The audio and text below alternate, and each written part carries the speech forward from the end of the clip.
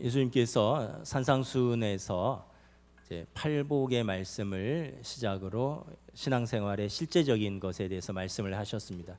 율법 해석에 대해서 또 빛과 소금의 삶을 사는 성도들의 삶의 실제적인 모습. 오늘은 구제에 대한 예수님의 말씀을 전하도록 하겠습니다. 성경에서 여러분 구제는 이웃을 향한 의로운 자비요 환대입니다. 이것은 하나님의 뜻이고 명령이기도 합니다. 율법에서 레위기 19장 18절에 내 이웃 사랑하기를 내 자신같이 하라. 내 자신처럼 우리가 필요할 때 필요한 것을 채울 수 있는 그런 실제적인 이웃 사랑에 대해서 말씀하시는 거죠. 예수님께서도 이웃 사랑에 대해서 말씀을 하셨죠. 마태복음에 보면 한 율법사가 나와서 예수님께 묻습니다. 예수님, 선생님, 어떤 계명이 제일 큽니까? 누가복음에 보면 이제 이렇게 기록되어 있어요. 어떻게 계명을 실천하여야 내가 영생을 얻을 수 있습니까? 예수님께서 이렇게 대답하십니다. 내 마음을 다하고 목숨을 다하고 힘을 뜻을 다하여 주 너의 하나님을 사랑하라 하셨으니 이것이 크고 첫째 되는 계명이요. 둘째도 그와 같으니 내 이웃을 내 자신같이 사랑하라 하셨으니 이 두 계명이 온 율법과 선지자의 강령이니라. 예수님의 말씀은 큰 계명 하나님 사랑이고 두 번째 계명은 사람 사랑, 이웃 사랑이란 거죠. 그리고 이 계명을 지키면 영생에 이른다는 것입니다. 그러면서 그럼 이웃을 어떻게 사랑할 것인가? 누가복음 10장에서 선한 사마리아 비유로 이야기를 이어가십니다. 한 사람이 예루살렘에서 여리고로 내려가다가 강도를 만났습니다. 그래서 가진 것을 모두 빼앗기고 거반 죽은 듯이 매맞고 버려졌습니다. 제사장이 그 길을 지나가다가 그 강도 만난 사람을 보고는 피하여 지나갔다라고 말합니다. 그리고 한 레위인이 또 그 길을 지나가다가 그 사람을 보고 또 피하여 지나갔습니다. 그런데 한 사마리아 사람이 그곳을 지나가다 그 사람을 보고 불쌍히 여겨서 가까이 다가가서 기름과 포도주를 그 상처에 붓고 싸매고 자기 짐승에 태워서 주막으로 데려가서 돌보아 줍니다. 그리고 다음 날 길을 떠나면서 주막 주인에게 데나리온 2를 주면서 말합니다. 이 사람을 돌보아 주시오. 비용이 더 들면 내가 돌아올 때 내가 갚도록 하겠소. 예수님께서 그 율법 교사에게 물으십니다. 누가 이 사람의 이웃이냐? 그랬더니 이 강도 만난 자의 이웃이냐? 그랬더니 율법 교사가 자비를 베푼 자니이다. 예수님께서 말씀하십니다. 가서 너도 이와 같이 하라. 구제는 바로 이것입니다. 구제는 어려운 이웃에 대한 실제적인 자비와 환대입니다. 내 시간과 내 재물과 내 능력과 내 자원을 가지고 가난한 이웃의 삶의 자리로 내려가서 그들의 깨어지고 찢어진 자리를 다시 연결하고 싸매고 묶고 그래서 그들에게 다시 샬롬이 회복되도록 선포하고 돕는 행위인 것입니다. 유대인들의 물질의 복과 그리고 구제에 대한 이런 견해가 있습니다. 물질의 복은 하나님이 주시는 것이다. 하나님이 주시는 물질이 아니면 그것은 저주이다. 무슨 말인가요? 물질은 하나님이 주시는 복이고요. 근데 하나님이 주시는 물질이 아니면 저주라는 것입니다. 정당한 방법이 아닌 부당한 방법으로 가진 물질은 그에게 복이 아니라 저주가 될 수 있다는 것이죠. 그리고 하나님에게 물질의 복을 받은 사람은 반드시 가난한 이웃과 그 복을 나누어라. 그것이 하나님의 백성의 의로운 삶이다. 물질의 복을 받았으면 그걸 나누라는 거죠. 그것이 의로운 삶이라는 것입니다.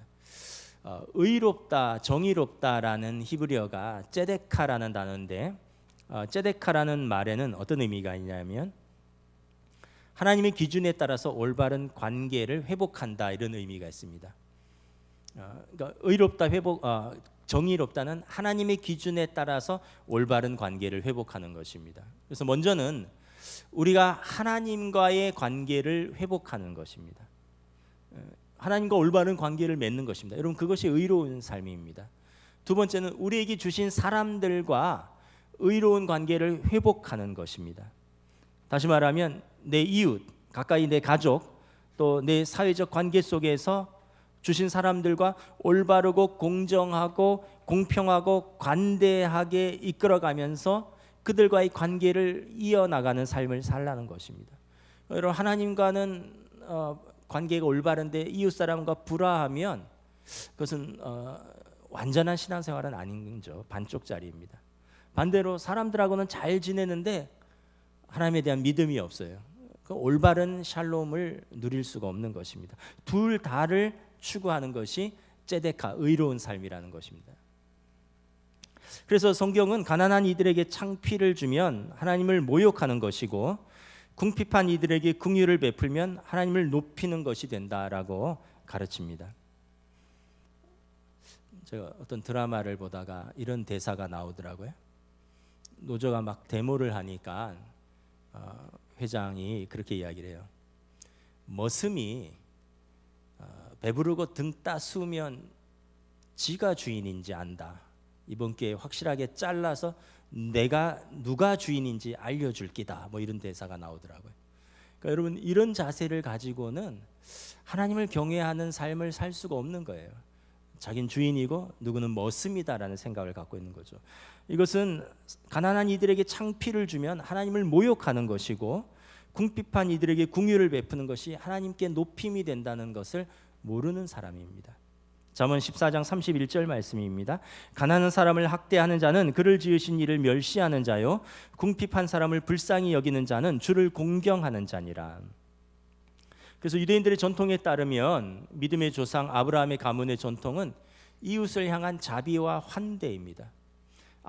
믿음의 조상 아브라함 가문의 전통이라는 거죠. 창세기 18장에 보면 아브라함이 자기 집을 지나는 나그네 3명이 자기 집을 지나니까 가서 우리 집에 들어오셔서 좀 쉬면서 씻고 먹을 것을 좀 드시고 가십시오 하고 대접을 합니다.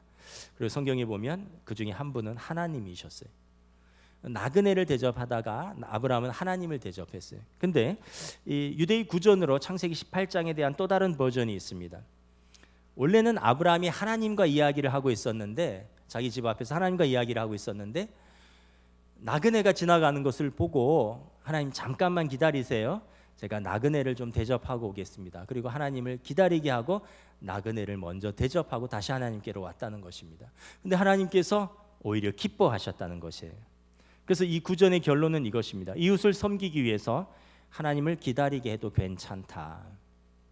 누가복음 10장의 선한 사마리아인의 비유에서 처음에 제사장과 레위인은 강도 만나서 거반 죽은 사람을 그냥 지나쳤는데 이유는 뭐냐 하면 하나님을 기다리게 해서는 안 된다는 거예요. 왜냐하면 이분들은 아마 제사장들이 순번을 따라서 그 제사장의 반차를 따라서 섬기는 순서가 있습니다.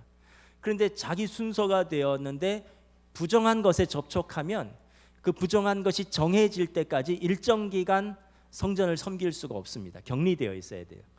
그런데 만약에 자기 순서에 제사장이 제사를 집례하는 날이고 레위인이 자기 순서에 뭐 찬양하는 날이고 자기 순서에 기도하는 순서인데 이 강도 만난 자를 돕다가 이 사람이 죽어서 시체를 만지면 부정하게 된다라는 정결법이 있는데, 그럼 자기가 일주일 동안 하나님을 섬기지 못한다면 이것은 안 되겠다. 어쩌면 뭐 여러 가지 마음이 있겠죠. 두렵기도 하고 또 번거롭기도 하고. 그런데 그런 마음도 있었을 거예요. 그런데 예수님의 말씀과 이 히브리서의 아브라함의 그 구전은 이웃을 섬기기 위해서 하나님을 기다리게 해도 괜찮다는 거예요. 하나님이 다 이해하신다는 거죠. 창세기 19장에 보면 아브라함의 조카 롯의 자비와 환대가 나옵니다. 두 천사가 소돔에 이르렀는데 마침 롯이 소돔 성문에 앉아 있다가 그들을 보고 일어나 영접하고 땅에 엎드려 절하며 이르되 내 주여 돌이켜 종의 집으로 들어와 발을 씻고 주무시고 일찍 일어나 갈 길을 가소서. 그들이 이르되 아니라 우리가 거리에서 밤을 새우리라. 이에 롯이 간청하매 그제서야 돌이켜 그 집으로 들어오는지라. 롯이 그들을 위하여 식탁을 베풀고 무교병을 구우니 그들이 먹으니라. 여러분, 하나님께서 어떻게 보상하셨습니까? 소돔과 고모라가 불과 유황으로 멸망할 때 하나님께서 천사들을 시켜서 천사들이 소돔을 떠나려고 하지 않는 롯의 가족들을 강제로 손을 잡아서 이끌어내셨습니다. 물론 성경에는 하나님께서 소돔을 심판하실 때 아브라함을 기억하사 롯을 건져내셨다라고 되어 있지만 여러분 성경에는 보면 또한 아브라함이 이렇게 하나님께 간구합니다. 그 성에 의인 10명이 있다면 하나님 성을 멸하지 않으시겠습니까? 롯은 의인이라는 거죠. 왜 그렇습니까? 아까 의롭다, ጼ데카는 하나님과의 올바른 관계, 하나님께서 주신 사람들과 올바른 관계를 유지하면서 샬롬을 추구하는 사람. 롯은 나그네에게 자기 집에 길거리에서 자야 되는 사람들을 불러들여서 재우고 먹이고, 그러니까 큰아버지 아브라함과 살면서 아브라함에게 그 믿음과 그 믿음의 유산인 자비와 환대를 배운 것입니다. 롯은 의인이라는 것입니다. 그래서 아브라함이 기도로 그를 건져내었지만 롯은 소돔상에 몇 안 되는 의인이었습니다. 창세기 24장에 보면 이삭의 아내 리브가를 얻는 장면이 있습니다. 아브라함이 명령을 받고 다메섹 엘리에셀이 이제 아브라함이 내 아들 이삭은 이 땅 가나안 땅 사람들 중에서 아내를 얻지 말라. 믿음 있는 사람, 하나님을 경외하는 사람을 며느리로 얻어야겠다. 이 땅에 가나안 사람은 안 되겠다. 내 고향 하란으로 가서 거기서 이제 찾아와라. 그러니까 다메섹 엘리에셀이 아니 그 낯선 데 가서 누가 하나님이 예비하신 며느리인지 어떻게 합니까? 가면 하나님께서 알려주실 것이다.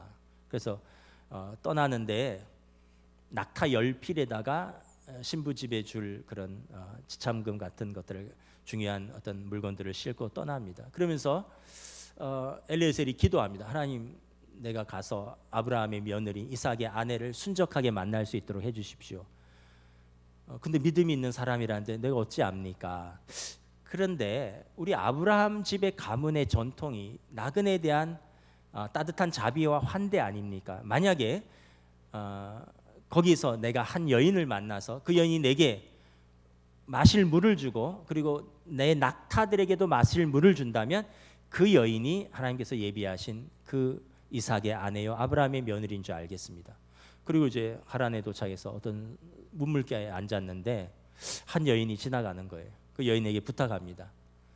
목이 마른데 물 좀 주세요. 그랬더니 낯선 남자한테 선뜻 어깨에서 물동이를 내려서 물을 줍니다. 그리고는 그 사람이 아무 말도 하지 않았는데 그 여인이 이렇게 말합니다. 당신 마시우고 당신의 낙타들에게도 내가 배부르게 마시게 하리다. 그리고는 우물에서 물을 깃는 거예요. 여러분 낙타 한 마리가 물을 얼마나 먹을까요? 뭐 저도 어디서 들은 이야기인데 100리터는 먹는데요. 최소 100리터. 왜냐하면 낙타는 사막을 지나는 동물이잖아요. 그 낙타가 한번 물을 먹으면 물을 100리터를 먹는데 여러분 100리터면 얼마나 될까요? 그 우리 1리터 생수 100개거든요. 그러면 두레박 어렸을 때 저도 우물에서 두레박으로 물 길었으니까 두레박으로 끌어올리면 한 10리터 될까요? 그러면 낙타 한 마리 먹이려면 10번 길어야 되고 낙타 10마리 먹이려면 두레박을 100번 길어야 돼요. 엄청난 중노동이고 엄청난 수고죠. 리브가가 그걸 기쁨으로 했다는 거예요. 부탁하지도 않았는데 물론 엘리에셀은 기도했죠. 그러니까 리브가는 아브라함 가문에 합당한 며느리라는 거예요. 이 여자를 보니 우리 주인 아브라함 그리고 그의 아들 이삭 그 사람들과 같이 이웃에 대한 자비와 환대가 넘치는 사람이구나. 하나님께서 예비해 두신 그 믿음의 며느리구나 하고 리브가를 택하여 데려가는 거죠. 믿음의 가문에 이름을 올리게 되는 것입니다. 여러분 만일 우리가 주님을 믿는다고 하면서 약자들의 울부짖음을 외면한다면 우리가 신앙을 고백한다고 해도 우리가 하나님께 영광은 돌리는데 과연 사람들이 그 우리의 믿음을 어떻게 인정할 것인가? 반면에 우리가 궁핍한 이들에게 자신을 쏟아붓는 그런 수고와 섬김이 있다면 자연스럽게 그분과 그리고 세상의 주님의 아름다움을 세상에 드러내게 될 것입니다. 구제는 이렇게 이웃에 대한 따뜻한 자비와 환대입니다. 그렇다면 예수님께서 왜 바리새인들의 구제를 책망하셨을까요? 바리새인들은 그래도 구제했던 사람들이거든요. 다른 사람들은 어려워서 구제할 수도 없는 그때 바리새인들은 그래도 정기적으로 구제했던 사람들입니다. 근데 왜 책망하셨습니까? 1절 2절 함께 봉독하도록 하겠습니다. 시작. 사람에게 보이려고 그들 앞에서 너희 의를 행하지 않도록 주의하라. 그러지 아니하면 하늘에 계신 너희 아버지께 상을 받지 못하느니라. 그러므로 구제할 때에 외식하는 자가 사람에게서 영광을 받으려고 회당과 거리에서 하는 것 같이 너희 앞에 나팔을 불지 말라. 진실로 너희에게 이르노니 그들은 자기 상을 이미 받았느니라. 먼저 바리새인들의 구제는 외식하는 자의 구제였습니다. 외식하다라는 이 단어는 히포크리테스인데 이 말은 뭐냐면 연기하다 이런 뜻입니다. 배우가 연기하다 이런 뜻입니다. 그러니까 사람들에게 보이려고 행했다는 거죠. 그러니까 연기한 거죠, 사람들 앞에서. 그러니까 외식하는 자의 구제는 사람들에게 자기 의의를 보이려고, 자기를 드러내고 자기 영광을 취하려고 사람들에게 보이려고 연기했다는 거예요. 바리새인들의 구제는 사람들에게 자기가 의롭도록 보이고, 그래서 예수님께서 이것이 어떻게 참된 구제이며 이것이 어떻게 진실된 신앙생활이냐 하고 예수님께서 그들의 구제를 책망하신 것입니다. 구제 자체를 책망한 게 아니라 구제하는 자세와 태도를 책망하신 것입니다. 또한 두 번째, 바리새인들의 구제는 자기 영광을 구하고 자기 의의를 자랑하는 구제였습니다. 2절 보면 그들의 구제는 회당과 거리에서 나팔을 불며 구제했다는 것입니다. 그 당시 구제는 일정한 때와 장소에서 공식적으로 이루어졌습니다. 회당, 그러니까 교회 앞이고요. 또는 이제 큰 사거리 같은 그런 사람들 많이 지나다는 그 길목에서 시간이 되면 이렇게 나팔을 불면 구제 시간이구나 해서 지역에 가난한 사람들이 와서 구제 물품을 얻어가고 했습니다.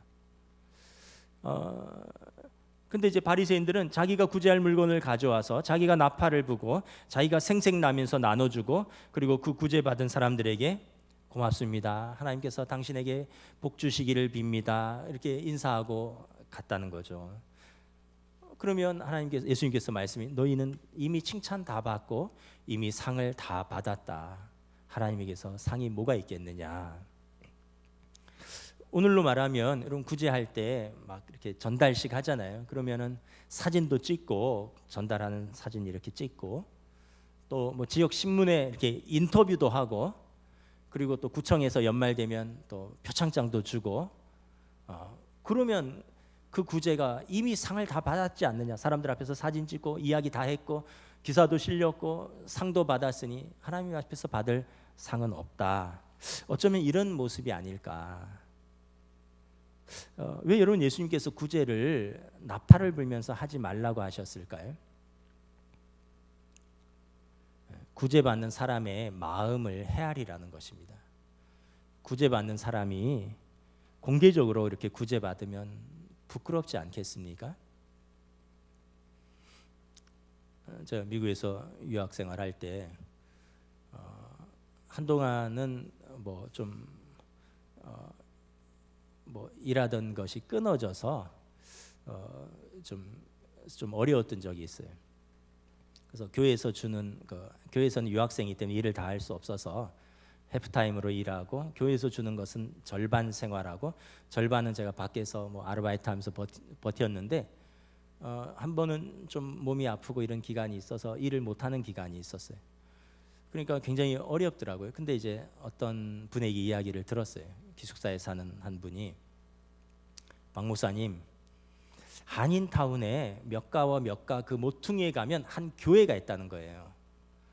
그 교회가 구제를 하는데 그 후문 쪽으로 이렇게 들어가면 컨테이너가 하나 놓여 있고, 그 컨테이너에 그 선반들이 있는데 거기에 이렇게 쌀, 라면, 참치캔, 뭐 식용유, 조미료 이런 것들이 이렇게 쌓여 있는데, 그때 이제 가난한 유학생들이나 가난한 사람들 가져가도록 매주 토요일마다 이 컨테이너를 오픈한다는 겁니다. 자기도 가져왔는데 목사님도 가져가세요 이러는 거예요. 그래갖고 무려 10마일을 차를 타고 갔어요. 10마일은 한 16km 되거든요. 여기서부터 한 천호동까지 간 겁니다. 그걸 가지러 갔더니 정말 쌀, 라면 뭐 이런 것들이 쫙 쌓여 있고 거기 안내를 붙여놨어요. 쌀은 제 기억에 5kg인지 10kg인데 한 포대, 그리고 라면은 5개짜리 이렇게 번들로 이렇게 놓여져 있는데 두 번들, 그리고 참치캔은 이렇게 3개씩인가 이렇게 랩으로 쌓여 있더라고요. 참치캔은 3개, 그리고 조미료나 식용유는 1개까지만 가져갈 수 있습니다. 그리고 한번 가져가신 분은 2주에 한 번씩만 오세요. 다른 사람들도 섬겨야 됩니다. 이렇게 글이 써져 있는 거예요. 그래갖고 비닐봉다리에 쌀, 라면, 뭐 또 이런저런 소스, 참치캔 이렇게 챙겨서 나오는데 아는 분을 만났네요. 어찌나 창피한지 그분도 창피한 거예요. 이거는 어떻게 그냥 소리 입으로만 전해져서 정말 가난한 유학생들만 알고 있는 건데 저도 그분이 그렇게 어려운지 몰랐는데 그분도 제가 그냥 번듯해 보이니까 그런 줄 몰랐는데 거기서 딱 만났는데 얼굴이 뻘개져서 둘 다 그냥 이렇게 인사하고 그냥 쓱 지나갔어요. 그러니까 여러분 받는 사람은 마음에 부끄러움이 있습니다. 상처가 있어요. 이걸 막 드러내고 자랑하고 공개하고 이러면 받는 사람의 마음에 부끄러움이 있다는 거죠. 그렇잖아요. 제가 가장인데 가장으로서 가족들을 제대로 부양하지 못해서 제가 어디서 도움을 받아서 부양을 하는데 가장으로서 어찌 부끄럽지 않겠습니까? 물론 이제 특별한 상황이긴 한데 그래서 여러분 구제하면서 나팔을 불지 말라. 예수님이 바리새인들 나팔 불며 구제하지 말라. 외식하는 자의 구제는 이미 사람들 앞에서 상을 다 받았다. 구제하면서 받는 사람들의 마음과 처지를 살피라는 것입니다. 그러면서 예수님이 구제에 대해서 무엇을 가르칩니까? 오늘 보면 3절 4절 함께 읽겠습니다. 시작. 너는 구제할 때 오른손이 하는 것을 왼손이 모르게 하여 내 구제함을 은밀하게 하라. 은밀한 중에 보시는 너희 아버지께서 갚으시리라. 오른손이 하는 것을 왼손이 모르게 하래요. 이게 어떻게 가능한가요, 여러분? 내 몸인데요. 내 오른손이 하면서 왼손이 모르게 하라니요. 오른손이 하면서 야, 너 몰라? 이렇게 불가능하잖아요. 그 얘기는 뭐냐 하면 구제하면서 사람들한테 인사받을 거 기대하지 말고 또 사람들 의식하지 말고 그냥 잊어버리고 순수한 마음으로 구제하라는 것입니다. 그냥 어려운 이웃에게 어떤 인사라든가 또 어떤 보답이라든가 어떤 그런 거 전혀 기대하지 말고 그냥 당신의 자비와 환대를 그냥 베풀라는 거예요. 그러면 은밀한 중에 계시는 하나님께서 보시고 다 갚으신다는 거예요. 제가 이어지는 간증을 한번 더 하면 이제 그 당시에 이제 유학생은 교회에서 해프타임만 일을 할 수 있기 때문에 집사람이 반주하고 제가 이제 준전임으로 사역을 하는 거죠. 그래서 2,000불을 받았어요. 15년 전에. 근데 5인 가족이 미국에서 15년 전에 사는데 4,000불이 필요합니다. 지금 우리나라 돈으로 500만 원이죠. 거기가 물가가 비싸고 집값만 매달 월세로 1,300불 가까이 나가고 나머지 이제 2,700불로 헌금도 하고 또 아이들 뭐 저도 뭐 왔다 갔다 차도 운영하고 뭐 이런 4,000불이 있어야 되는데 밖에서 2,000불 벌고 교회에서 2,000불 벌었는데 어느 날 목사님이 저를 불러서 우리 교회 오셔서 설교하신 성영경 목사님입니다.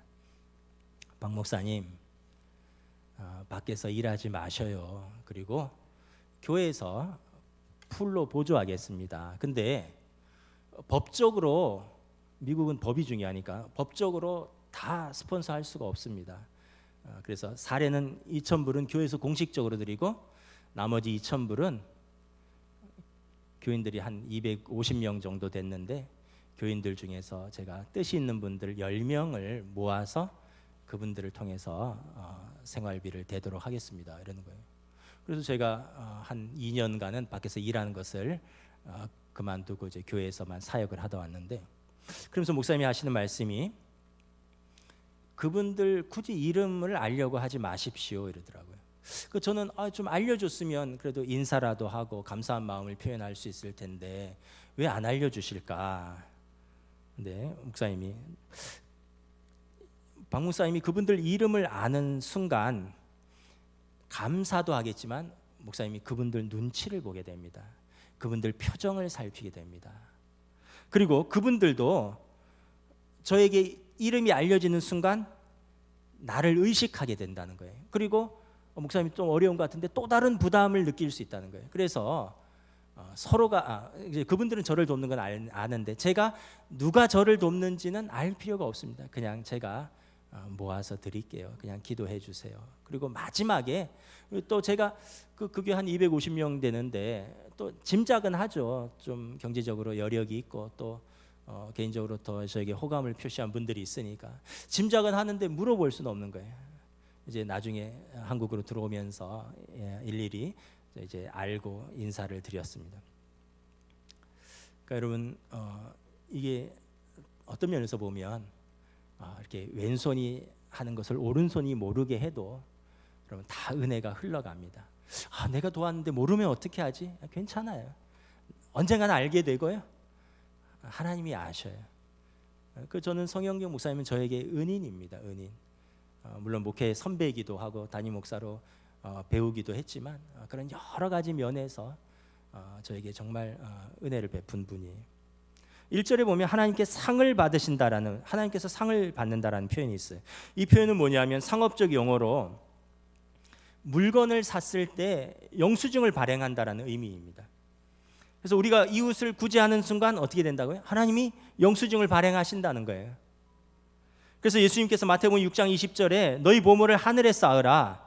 오직 너희를 위하여 보물을 하늘에 쌓아두라. 거기는 좀이나 동록이 해하지 못하며 도둑이 구멍을 뚫지도 못하고 도둑질도 못하느니라. 이게 유대적 전통에서는 어떻게 해석하냐 하면 우리가 구제할 때, 우리가 헌금할 때 우리는 하늘 계좌로 송금하는 것이에요. 땅에서 쓰고 없어지는 게 아니라 땅에서 쓰는 것 같은데 하늘 계좌로, 하늘에 있는 내 계좌로 송금하는 것입니다. 그리고 하나님이 영수증을 발행하신대요. 보증하신다는 거예요. 그리고 거기에는 좀이나 동록이, 도둑이 구멍을 뚫지도 못하는 그 하늘 계좌에서 하나님께서 여러분들의 섬김과 사랑과 수고를 기억하시고 갚으신다는 것입니다. 성도 여러분, 기억하십시오. 하나님께서 우리의 예배, 우리의 찬양, 우리의 봉사, 우리의 헌금, 우리의 구제, 땅에서 하는 모든 수고를 우리는 다 기억하지 못하도, 사람들은 다 기억하지 못해도, 잃어버려도 하나님은 모두 기억하십니다. 하나님으로부터 상이 있습니다. 마지막으로 구제에 대한 이제 짧은 말씀을 하나 드리고 마치겠습니다. 물질주의를 극복하는 우리의 믿음입니다. 그럼 물질주의가 무엇입니까? 물질주의는 이 세상이 우리에게 주는 것들을 우리가 사랑하는 것입니다. 물질 자체가 나쁜 것이 아니에요. 물질은 필요해요. 그런데 그것을 하나님보다 더 사랑하면, 이 세상에 있는 것들을 더 사랑하면 이것이 물질주의가 되는 것입니다. 예수님께서 말씀하셨습니다. 이 물질주의는 신자의 신앙생활에 지대한 방해가 된다라는 것입니다. 그래서 땅에 떨어진 씨에 대해서 이야기하시면서 가시떨기에 떨어졌다는 것은 말씀을 들었으나 지내는 중에 이생의 염려와 재물과 향락의 기운이 막혀 온전히 결실하지 못하는 자요. 너무 곤핍하면 이생의 염려 때문에 하나님 안 계신 거 아니야? 막 이러면서 믿음이 떨어지고요. 또 부하여 그 재물과 그 다음에 그 물질주의가 주는 쾌락과 즐거움에 도취되며 향락에 도취되면 또 신앙생활을 온전히 하지 못하게 된다는 거예요. 극심한 곤핍도 그렇고 또 지나친 그 어떤 물질도 우리 신앙생활을 온전히 열매 맺는데 도움이 되지 못한다라는 거예요. 그래서 예수님께서 너희가 하나님과 재물을 겸하여 섬기지 못하리라. 그래서 우리가 가난한 이웃을 돕는 것은 그의 이생의 염려를 도와주는 것이기도 하고요. 그에게 샬롬을 선포하는 것이기도 하고, 더불어서 나에게 있는 물질주의를 내가 극복하는 용기 있는 믿음의 행위인 것입니다. 내가 물질주의에 함몰되지 않는다. 내가 이것을 그냥 움켜쥐고 살지 않는다. 이것 때문에 나는 즐거워하고 쾌락하고 이것으로 나는 살지 않는다. 이것을 하나님이 주신 것을 내가 나누어 줌으로 이웃에게 대한 자비와 환대로 내가 오히려 물질주의를 극복하고 하나님을 주인으로 섬기고 나는 이 물질을 청지기로서 선하게 다스린다. 이런 하나님 백성의 의로운 행위이자 용기 있는 고백이라는 것입니다. 말씀을 마치겠습니다. 저와 여러분들이나 다 쉽지 않은 시대와 세상에 살고 있는 건 분명합니다. 고유가, 고물가, 또 저성장, 고환율, 고금리. 지금 학자들은 내년이 더 힘들다고 말합니다. 지금은 전초전이다. 내년이 힘들 것이다. 그럼에도 불구하고 여러분, 우리가 물질주의에 함몰되지 않고 말씀 앞에 서서 믿음으로 하나님 앞에서 나의 믿음을 지키고 또 우리를 향한 우리에게 주신 사람들을 우리가 적극적으로 의로운 삶으로 섬길 수 있기를 우리 주님의 이름으로 축복합니다. 하나님께서 아시고 하나님께서 갚으실 것입니다. 찬양하시겠습니다. 찬송가 220장입니다.